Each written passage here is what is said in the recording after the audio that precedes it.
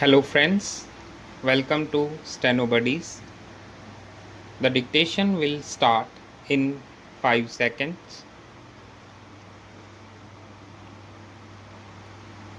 The Industrial Policy Resolution of 1948 was good so far as it went, but unfortunately the spirit of it could not be understood or appreciated by the common man in this country. So, a new orientation of this policy was given, and the Honorable Prime Minister, after his return from China, publicly declared that the future policy of the country, or rather the future pattern of society, will be the socialist pattern.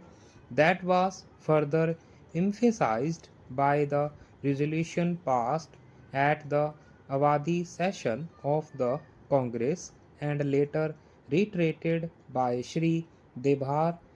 President of the Indian National Congress. I am very glad to say that the spirit of it has been caught by the nation today. If I may say so, the nation has taken up the challenge for securing the socialist pattern of society. It behoves all sections, both inside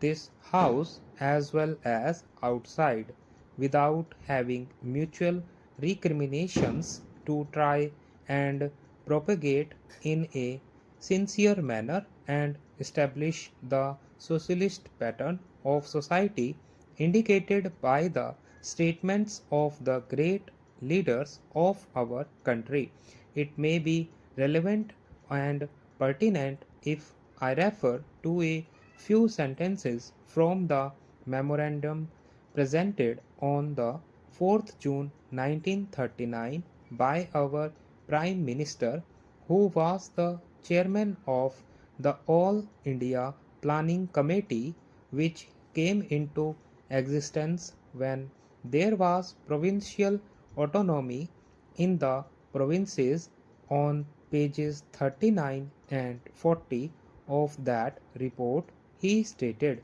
"It is clear that the drawing up of a comprehensive national plan becomes clearly an academic exercise with no relation to reality unless the planning authority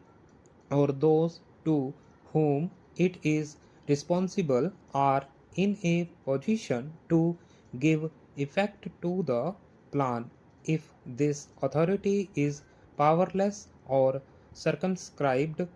or restricted and has limited activities, it cannot plan. An essential prerequisite for planning is thus complete freedom and independence for the country and removal of all outside control. This implies that the country possesses in itself full sovereign authority to take any measures, adopt any policies, and form any relations with other countries as may seem best to its governing authority in the interests of the country and its people. National independence is thus an indispensable preliminary for taking all the steps that might be found necessary for carrying out the 5-year plan in all its various aspects throughout the whole country. At the present moment, it is clear that not only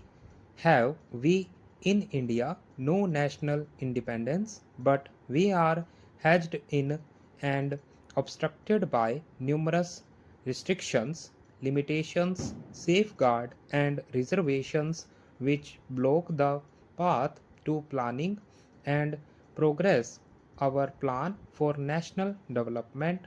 must therefore be drawn up for a free and independent India. Thanks to the sacrifices made by millions of our countrymen and countrywomen under the leadership of the father of the nation, Mahatma Gandhi, we have today secured complete sovereign political independence at a time when the nations of the world were engaged in the bitterest struggle, using all the weapons of destruction. If therefore we have secured political independence during the period of a quarter of a century, it should not be difficult, especially when we are today masters in our own country, to secure a socialist pattern of society, as has already been indicated, but it requires the assistance, the propaganda,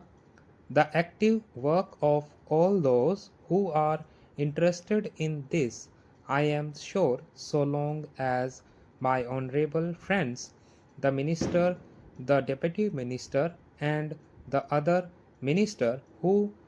represent the Commerce and Industry Ministry can give us an assurance that the capitalist pattern would be avoided. Some of us who believe in a cent%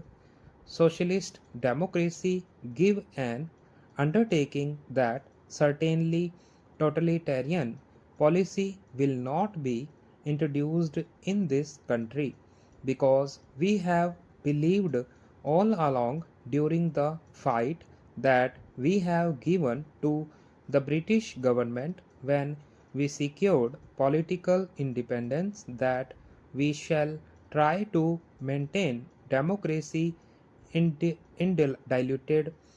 and a socialist democracy at that. I am absolutely certain that in this country of ours, liberty of thought, liberty of speech, and liberty of action will be guaranteed to every citizen to express his views in the manner he pleases.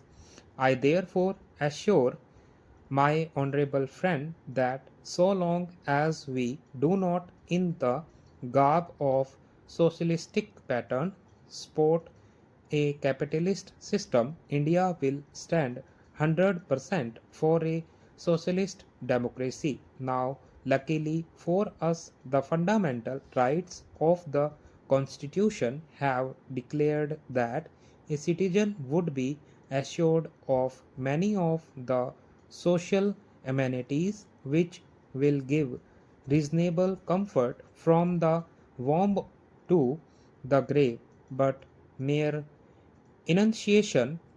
as I have said many times, will not satisfy the common man unless the saying is put into effect. I am absolutely certain, therefore, that so long as there is a certain determination on the part of our countrymen, we will be in a position to secure a socialist pattern of society. It is not even possible to draw up a plan on any other basis.